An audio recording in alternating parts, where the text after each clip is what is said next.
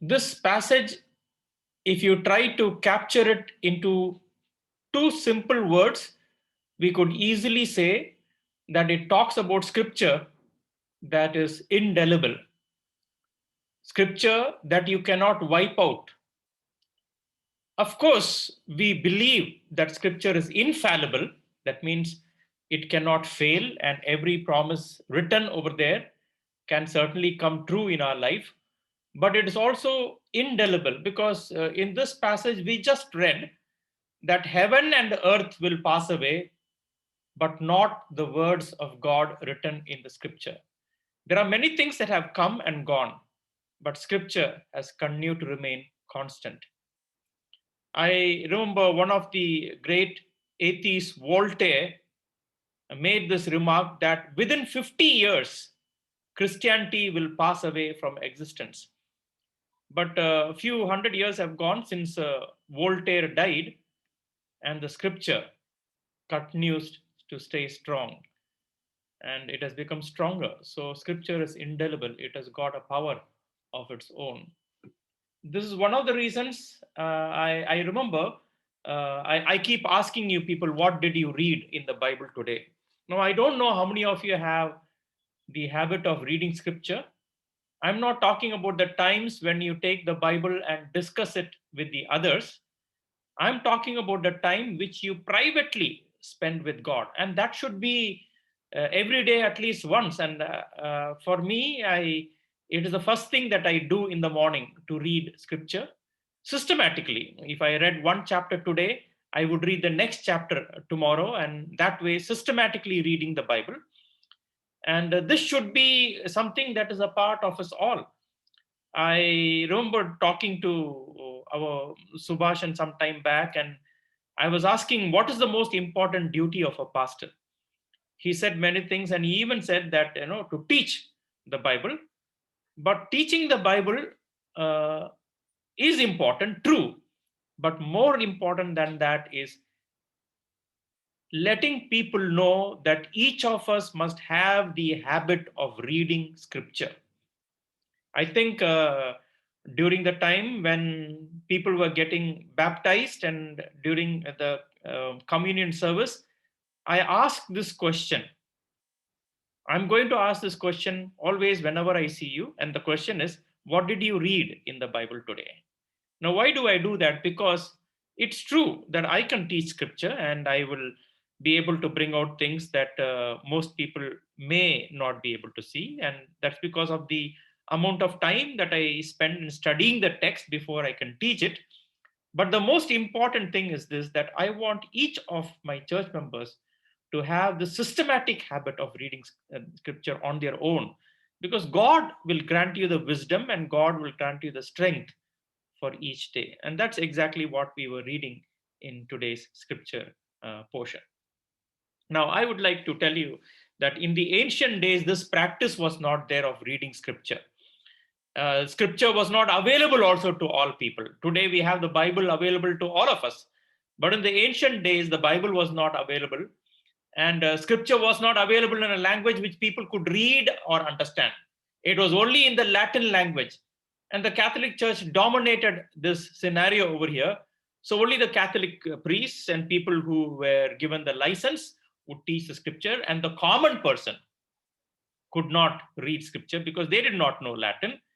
And during that time, when people took the effort to make a translation of the Bible available in a language that people could read, many of them were punished as heretics and they were burnt on stakes. Most prominent among them, of course, was William Tyndale. And Tyndale was born sometime in the year 1494. He was fluent in 7 languages. He was proficient in Hebrew and Greek, and he could have had a high, opportunities, and he would have risen very highly in his profession for the skills that he had. But instead, he became one of the leading followers, leading people, one of the leading figures in the Protestant Revolution. And he one of the first things that he did was to make scripture available in a language that people could read and understand. So on the screen over here on your right hand side, you can see the first translation that William Tyndale made of the John's Gospel in 1525. He revised his translations, and eventually his revised translations of the Bible in English became the basis 100 years later for the translation of the King James Version. So, but unfortunately, because he was a leading figure in the Protestant movement, and also because he was translating the Bible into English, in those days, there was a death penalty for anyone who was engaged in having a unlicensed possession of the Bible. That is in English, for example, or being engaged in unlicensed production or translation of the Bible into the English language. So these kind of people were treated like heretics, and the penalty was death.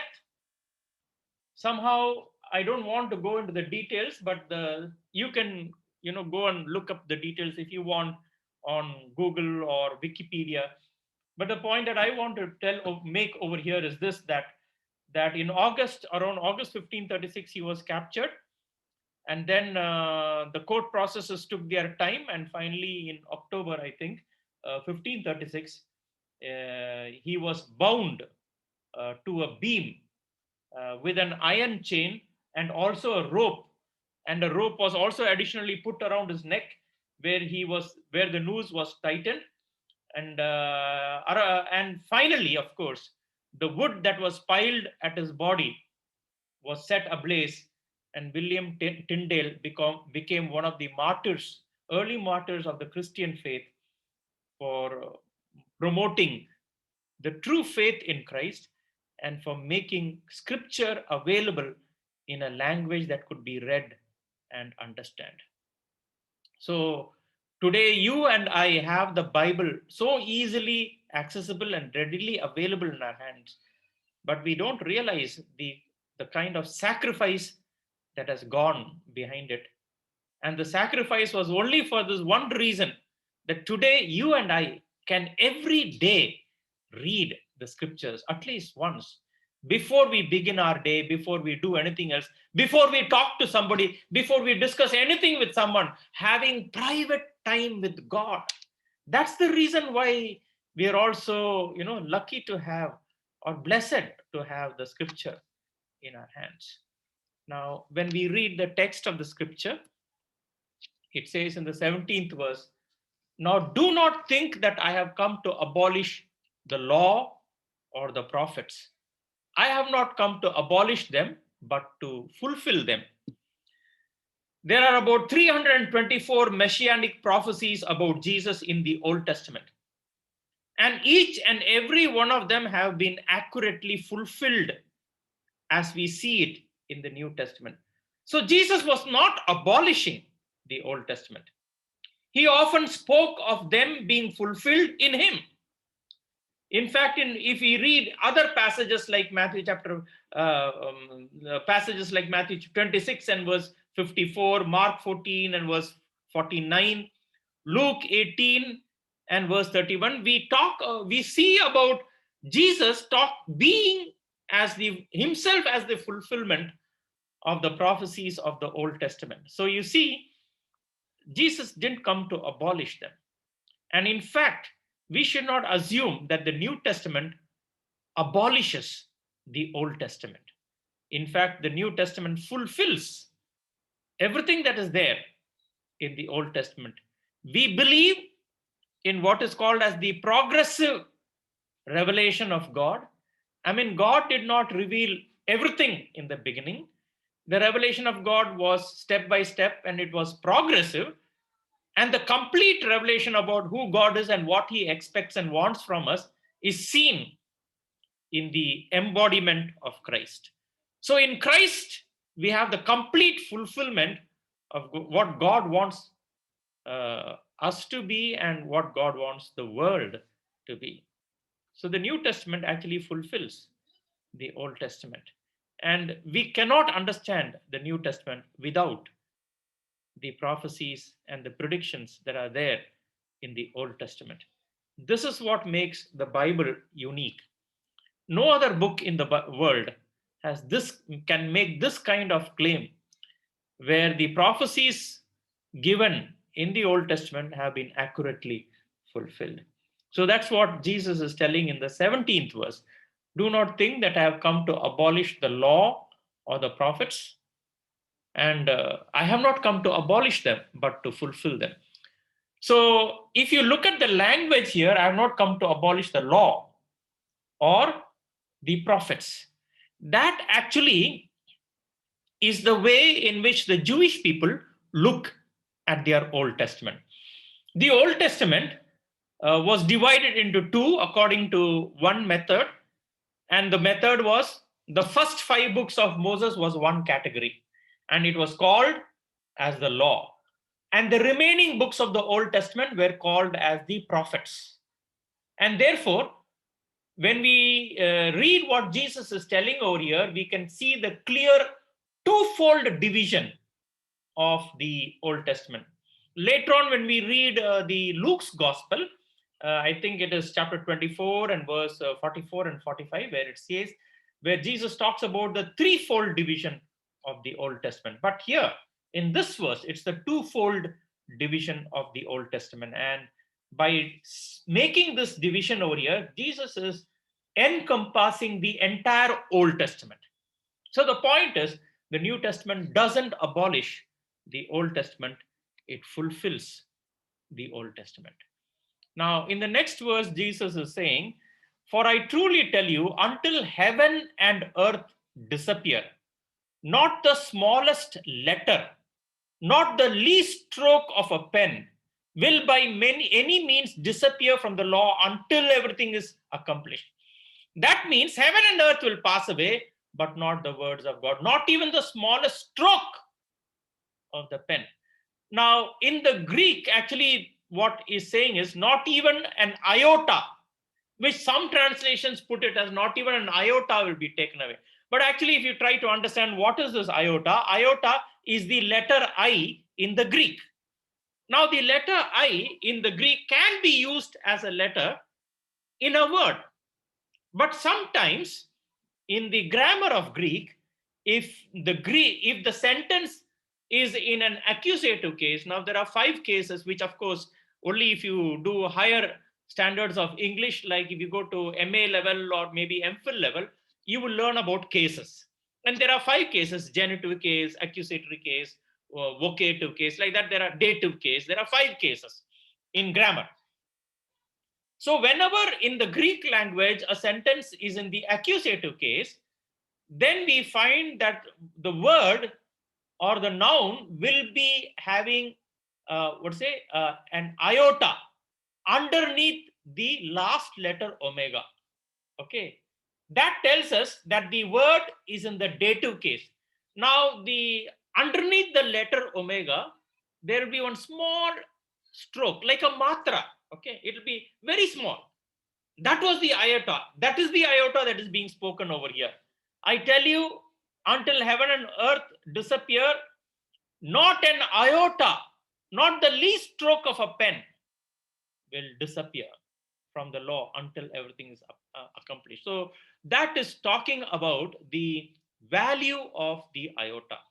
That means the smallest matra in the original scriptures will not go away. The smallest stroke of the pen, the words of God are eternal.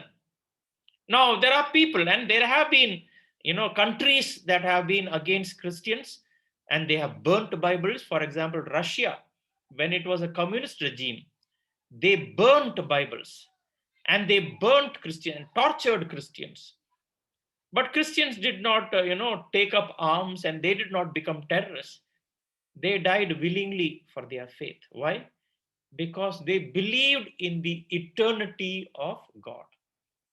So even the smallest stroke of a pen is in the Bible is so very important. Now, if the Bible is that important, how do you treat the Bible?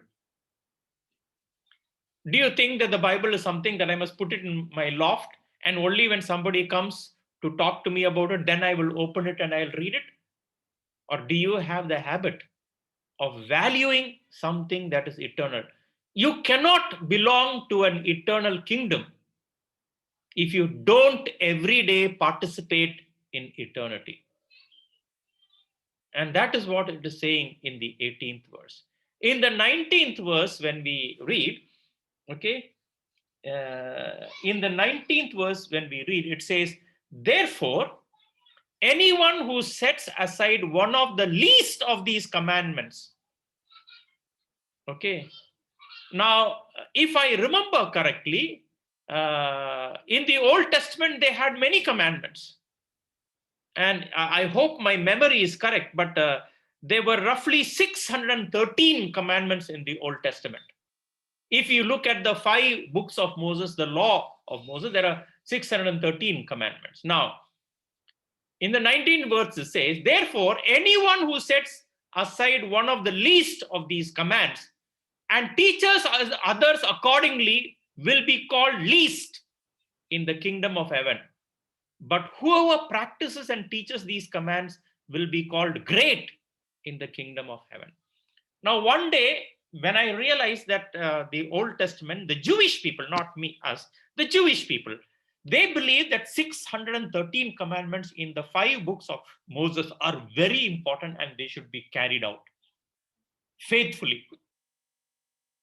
So I thought, okay, let me sit with the Matthew's gospel, and I sat with the Matthew's gospel. I didn't do Mark and Luke and John, but just with Matthew's gospel. I thought, okay, let me read from the first chapter to the 28th chapter, and let me note and see how many commandments are there. So I sat and started noting down every time Jesus is giving a command. And it came to how much? It came to roughly around 700 commands. I don't remember the exact. I have to take out my notes and I'll find it out. And I was doing it for my own personal study. It's not to preach or something like that. But I wanted to find out on my own, just Matthew's. Matthew itself is giving 700 commands. Then if I read Mark and Luke, some of the commands will be repeated, some of them will be added.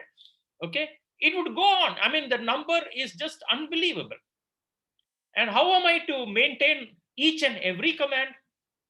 One thing I did understand is that I cannot take even the least commandment and treat it as unimportant. That's what I realized. So that's exactly what it is saying in the 19th verse. The 19th verse is talking about the impact of the least. So, how do you treat the scriptures? How do you treat the scriptures? In fact, sometimes, each of us, I realized why I counted and was doing just with Matthew, it came to so many, the number came to 700. But according to the Jewish people, the Old Testament, they have got 613 commands. And I tried to do it, and this is what happened. The reason why is I wanted to know, okay, am I keeping all these commands? In fact, over a period of time, I realized it's not these 700 commands that I counted and how I'm keeping them each day. That is not so important. What is really important is to understand the core of the scriptures and believe that I can't even compromise with the least of the commands. Then I realized Matthew chapter 5, Matthew chapter 6, Matthew chapter 7, it contains the Sermon on the Mount. To Mahatma Gandhi, it was one of his favorite passages. And I thought, if I can only keep the instructions that Jesus is giving in these 3 chapters, Matthew 5, Matthew 6, and Matthew 7, if I can only keep, then I would be doing what God wants me to do. And that is important. I realize in my life that I have been not so faithful. I'm telling you very honestly, because it's not an easy thing to live a faithful life to God, to follow God as He wants us to follow Him. And I realize that there are times I have made minor compromises in life, which could actually have major impact in my future. In this verse, it says, I cannot afford to make even the most minor compromise with Scripture. Now, the next question that I have to ask when we look at the 19th verse, and that is this. Therefore, anyone who sets aside one of the least of these commands and teaches other accordingly will be called least in the kingdom of heaven. Now, in the kingdom of heaven, who is the person who will be called least? Now, you think about that. Make a little bit of a guess. Who do you think would be called least in the kingdom of heaven? Because who is this person that you are thinking would be called least in the kingdom of heaven? Can you figure out a kind of a person, or the character of a person, or a person himself who would be least in the kingdom of heaven? If you think very carefully, if we are in heaven, I'm not talking about the kingdom of heaven, but if we are in heaven, we will never be the least, because we are in God's presence. Okay, He is the greatest, and before Him we become nothing. But that's not the least that God is talking about. In the kingdom of heaven means according to the perception of the kingdom of heaven, which person is least? According to the perception of the kingdom of heaven, who is least? All those people who are going to hell. That's what it actually means in this passage. The people who are going to hell are the people who are perceived as the least in the kingdom of heaven, because the kingdom of heaven encompasses both heaven and hell. If the kingdom of heaven is only heaven, then kingdom of heaven has no authority on hell. But the kingdom of heaven encompasses both heaven and hell. Therefore, when God passes a judgment, a person can be destined to hell, because God has authority, and the kingdom of heaven has authority everywhere. That means what this 19th verse is talking about is, therefore, if anyone who sets aside the least of these commands and teaches others accordingly will be called least, means that poor man with all his knowledge and degrees and PhDs would end up being in hell, because he compromised with the word of God. Today there are many people who teach scripture, and there are many Bible colleges where people get training. And in many of the Bible colleges, I don't, honestly speaking, I don't have the courage to tell people to go and join a Bible college, because when they come out of the Bible college, they lose their faith. Something is wrong with our seminaries, where when we send people to Bible college, they come out of Bible college without faith. I remember about a group of boys who had come from Bishop's College to invite me for one of their inaugural ceremonies when I was a pastor in Thoburn Church, Thoburn Methodist Church in Calcutta at that time. And these 8 boys, they wanted to see Pastor Noel, and they came from Bishop's College. Somehow they've been hearing something about me. So 8 of them came instead of one person coming and inviting me. And when we were sitting in that, these were all final year students. They are graduating. They've got one more year to complete, and they are graduating, and they are going back to ministry. And simply I entered into a conversation, and we were talking about what was called as the JDP hypothesis. And then before them, I took the JDP hypothesis, as conversations normally go, and broke it apart. I demolished it. The moment I demolished the JDEP hypothesis of the 5 books of Moses, one of the boys from Andhra Pradesh, he said, "But nobody taught us this in Bible college." And then he confesses and tells me, "I lost my faith. I'm finishing my Bible college, and I was thinking, I don't have faith. What will I do when I go back to my church as a pastor? What will I teach the people?" And then he told me, "Today, my faith was strengthened once again when he showed me that scripture is true."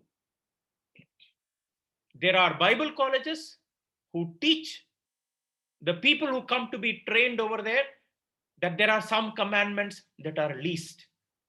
And these people are not realizing that they are getting themselves destined for hell.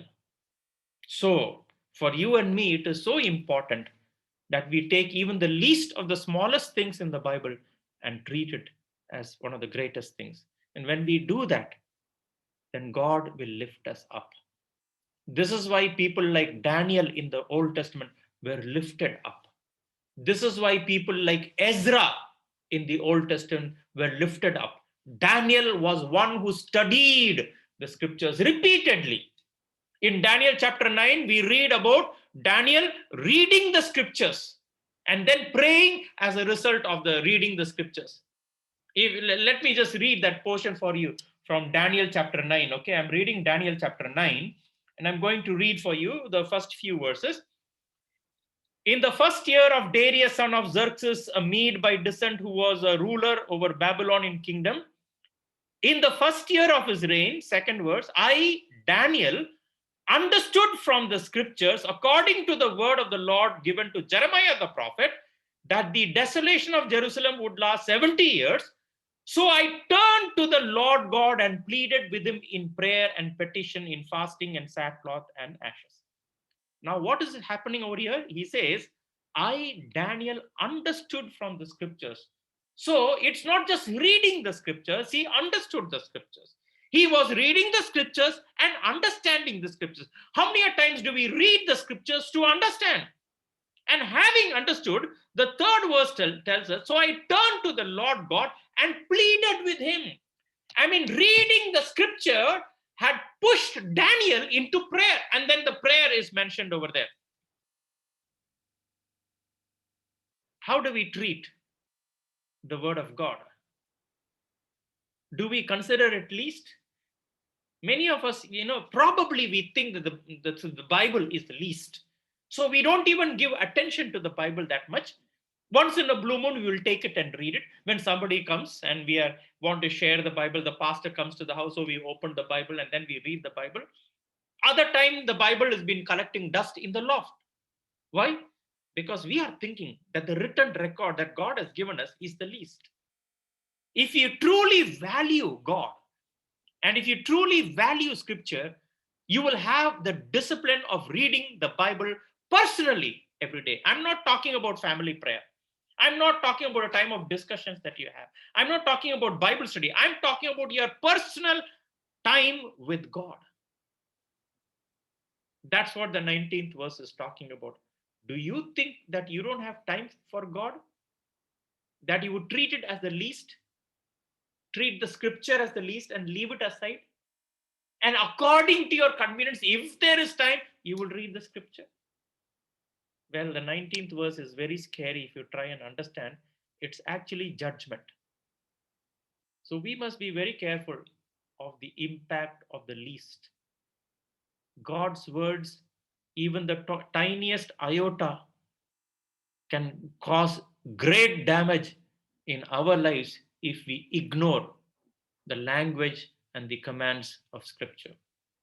There are even pastors, I tell you, who don't have the time for reading Bible personally, time for reading the Bible and making their own private notes. They don't have time. The only time they go to the Bible is when they have to preach. There are pastors, many pastors all over the country I've come across. Most of the times I find this. I remember once, I don't know how many of you know of Dr. Kamalesan. He was preaching in the Maraman convention, and next to him was E. Stanley Jones, one of those famous Methodist, pioneers and giants of faith. And E. Stanley Jones always used to have the question of asking the person next to him, what did you read in the Bible? So that day, Dr. Kamalesan, he was sharing the story. He didn't have the time and he had to rush. And without reading the scriptures, he came and sat. And the moment he sat next to E. Stanley Jones. He realized E. Stanley Jones will ask me the question, what did you read in the Bible today? So what did Dr. Kamalesan do? Before he could ask the question, what did you read in the Bible today? Pastor Kamalesan asked E. Stanley Jones the question, what did you read in the Bible today? Before he could be asked.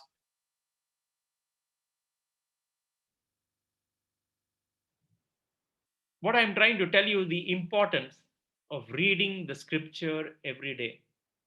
Pastor Kamalesan narrated this anecdote about himself, and I remember this. He's one of the great preachers of our country. Now he's really very, very old. I don't know if he continues to preach, but he is the founder behind the Friends Missionary Prayer Band. And the important truth is this: we can't take even the least of scriptures and treat it as unimportant. Then, as we read further into the 20th verse, and this is critical for us to understand, the 20th verse tells us, "For I tell you, unless that your righteousness surpasses that of the Pharisees and the teachers of the law, you will certainly not enter into the kingdom of God." So, God is calling us for something really very high, a righteousness that's surpassing Pharisees. Literally impossible for me, because this is talking about internal obedience. Internal obedience. Unless your righteousness surpasses that of the Pharisees. And the Pharisees were very righteous. They were meticulous in following all the 613 commandments that they know of in the Old Testament without making a flaw. They knew what they should do, when to pray. They would wear their prayer shawls in their garments, and when they are going and suddenly it's prayer time, they will go on their knees and they would pray. And in the 6th chapter we read about Jesus talking and saying, they pray like this, but this is not how you should pray. What Jesus is trying to tell you and me is, we should not have a righteousness that is meant for external show. It's talking about internal obedience, a righteousness that exceeds. And in fact, if you read Matthew chapter 5 and Matthew chapter 6 and Matthew chapter 7, the 10 commandments of the Old Testament are redefined as internal obedience. You read later in the same Matthew chapter 5, you read, adultery is being defined as looks. Even if you look at a person with lust in your heart, you have committed adultery. You may not have committed adultery in terms of action, but the way you looked, you have committed adultery. So the 10 commandments in the Old Testament are redefined in terms of inner motives. That's why in the 20th verse, Jesus is talking about internal obedience. Obedience that others cannot see, but obedience that God every day and every moment is seeing. Now that's where God wants you and I to fall in obedience. We must have a righteousness that surpasses all extreme forms of Christianity. If we hope to gain heaven, we will need to surpass this failed approach of external holiness. Holiness is what is defined internally. And today, God is calling you and me to this kind of obedience. How obedient to God are you in your heart? I'd like to tell you one more story before I close. And this is a story of a woman, or a young girl actually, named Mary Jones. Now, Mary Jones was born on 16th December 1784. She came from a poor family. She was the daughter of a weaver, and she herself, when she was 8 years of age, she professed strongly her Christian faith in Christ. And as she was growing, she learned she had to go 2 kilometers away to a farm where there was a traveling school where she would go and learn to read and to write. And as she learned to read, she wanted to have a Bible to read.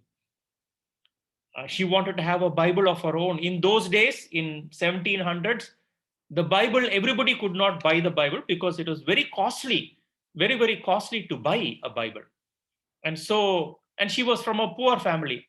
Many families, rich families, they would have only one Bible in the house. And the poorer families, they would go to some library and the nearest place was about 2 kilometers away. And she would go to this traveling school, and there she would find the scripture and she would read it. And she wanted to have, but then she could not keep that Bible and she wanted to read more. The nearest town where there was a bookstore was about 26 miles away. That means 42 kilometers. Okay, 42 kilometers away was the nearest town, Bala, where you could go to and buy your Bible. So from small age, from 8 years onwards, she started working and saving money, and she was saving money and saving money, so that eventually she'll have enough money to buy a Bible for herself. When she was 15 years of age, she had enough money to buy her own Bible. But now she had to travel 26 miles, 42 kilometers over mountains and valleys, go to that town and buy a Bible from that bookstore. So she traveled. I don't know how many of you can travel for 42 kilometers. I remember when I used to go for this to visit some of the mission churches, and sometimes even go into the Bhutan border. I have walked for about 7 kilometers back and forth, but that is through mountains and valleys. And I know how strenuous it is to walk through mountains and valleys for 7 kilometers, but 42 kilometers, it's simply mind boggling. But this 15-year-old girl, she walked for 42 kilometers through mountains and valleys and came to the town of Bala so that she could purchase her Bible. When she went to that Bible store, Reverend Thomas Charles, who was there, very sadly said to her, "Sorry, my dear girl, all the Bibles are sold, nothing is available." She broke down and was completely distraught because she traveled such a long distance. And when he heard her story, he said, "Don't worry, I have placed an order. Another 2 days it will take for the next shipment to come. Until then, you can, use this Bible." And so she was there for 2 days until the next shipment came, and she purchased her Bible and even Bible for a few other people, and then she walked back home. Now, Reverend Thomas Charles was completely moved by the story of this 15-year-old girl who walked barefoot. I mean, we have shoes and other things and etc., and we can walk in style, but she walked barefoot for 42 kilometers just to get one Bible for herself to read. A 15-year-old girl.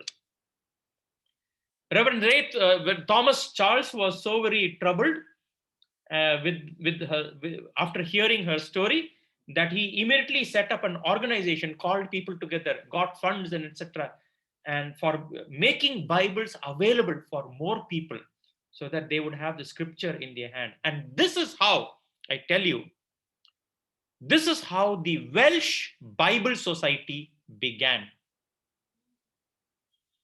This is how the Welsh Bible Society began. On the screen, you can see on the right-hand side the copy of the Bible that Mary Jones bought when she was 15 years age. Today, I want to ask you this question again. There are people who gave their life to have the Bible translated into a language that you can read and write. There are others like Mary Jones who did not have the Bible, and it was very costly to buy the Bible, who walked 42 kilometers just so that she could get a Bible of her own to read. How do you teach scripture? How do you read the Bible? It is important for you to have a Bible of your own so that you can mark in it, you can make your notes in it, you can have a notebook and write your details, your journey with God, if you truly love God. But of course, if you think that the Bible is the least in terms of my other priorities in life, then you can yourself determine the destination of your life. Let us not treat Bible lightly. And every time I meet any of you, I will certainly ask this question: what did you read in your personal Bible study? I'm not talking about your group Bible studies, in your discussions, in your family prayer. I'm talking about your personal Bible study. I would ask this question. But from these stories, we learn the truth, how important it is to read the Bible. There was one Russian who was put into prison because he became a Christian. And in Russia, during the period of the Cold War, it was difficult to get Bible in their hands. So people would have the Bible, one Bible, for an entire body of Christians who were in the underground church. And because everybody could not read the Bible would be torn into sheets. Each person would be given one sheet of the Bible to read and keep. Now, this man in Russian prison had one scrap of a portion of a Bible and some verses in it. Somebody passed it to him. But he was put into a prison where there is no light and no way he can read. He used to sit near the gate with that small piece of paper in the hand because they will open it once in a day to bring him a bowl of soup. And when they open the door, little light will come in. In that little light, he'll take that piece of paper and he'll quickly read what he can read. The hunger for reading scripture. Somehow, I don't know, today that hunger for reading scripture has vanished.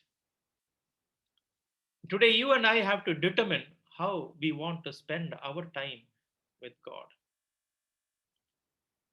And if we really understand today's passage, it's a deep and a tearing passage. And if none of us are convicted, our destination is bad. I hope God is speaking to you. But then, if God is speaking to you, let us now bow down our heads in prayer. Let us pray.